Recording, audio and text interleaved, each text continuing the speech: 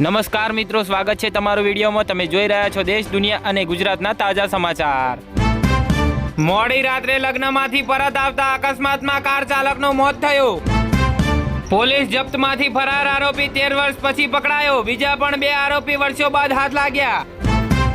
હરણીના જવેલર શોરૂમમાંથી 3 વેંટી ચોરી જનાર મહિલા અને પતિને પકડ્યા।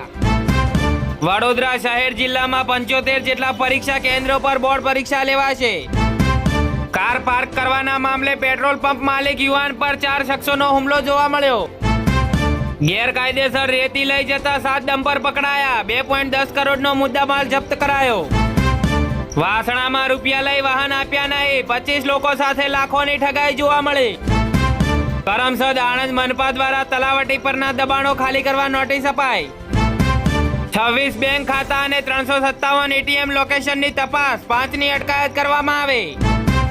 વસ્તડી ગામમાંથી બિનવરાસી કારમાંથી 5.55 લાખનો દારૂ ઝડપાયો। નડિયાદમાં પટેલ બેકરી અને ભાગ્યોદય કેટરર્સ પાસે સોસાયટીમાં દબાણો હટાવાયા। ડાકોરમાં ગંદકી અને દબાણો મુદ્દે કલેક્ટરે ચીફ ઓફિસરને ઉધડો લીધો। અડાસ અને પેટલાદમાં ચાઇનીઝ દોરીના 255 ફિરકા સાથે 2 શખ્સ પકડાયા। અલંગ સહિતના ગામોમાં ફરી ડિમોલેશનનો તખતો ગોઠવતા ગ્રામજનો શ્રમિકોમાં વિરોધ જોવા મળ્યો। પ્રાથમિક શિક્ષકો માટે જિલ્લા આંતરિક બદલી કેમ્પ અંગેનો કાર્યક્રમ જાહેર કરાયો।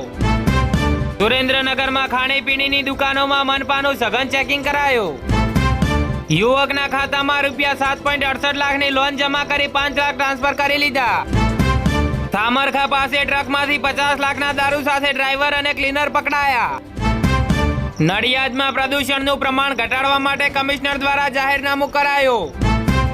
નડિયાદ મામલતદાર કચેરીના મહેસૂલી તલાટીને સસ્પેન્ડ કરાયા।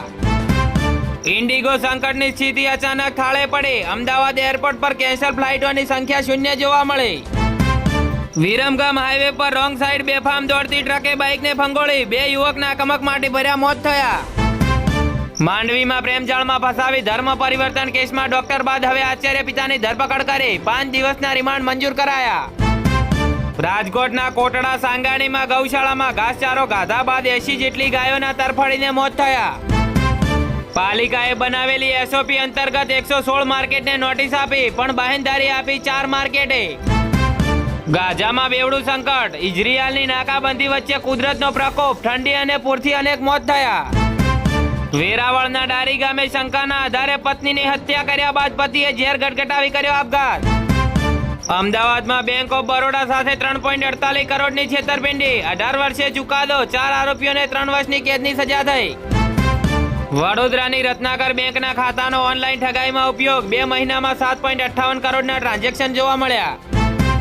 40 લાખના વીમા માટે નાની બહેનની મોટી બહેને હત્યા કરાવી, આરોપીને સાથે રાખી રિકન્સ્ટ્રક્શન કરાવ્યો। અમદાવાદમાં વેપારીએ રૂપિયા 3.83 કરોડનું ફુલેકું ફેરવ્યું, બાપ દીકરા સહિત 3 સામે છેતરપિંડીનો ગુનો દાખલ કરાયો।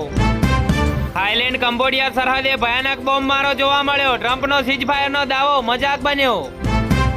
ઓપરેશન મ્યુલ હન્ટ હેઠળ અમદાવાદમાંથી 2 આરોપી ઝડપાયા, ફરિયાદોનો ખડકલો, આ રીતે થતી છેતરપિંડી। કર્ણાટકમાં કોંગ્રેસના ગૃહમંત્રી પર ભડક્યા ચિદમ્બરમ, કહ્યું સુપ્રીમ કોર્ટના ચુકાદાનું ઉલ્લંઘન ના કરશો।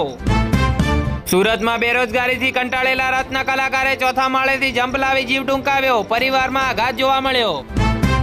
સારી નોકરી ધરાવતી પત્ની ગુજરાન ભથ્થાની હકદાર નહીં, અલ્હાબાદ હાઈકોર્ટનું ફરમાન જોવા મળ્યું।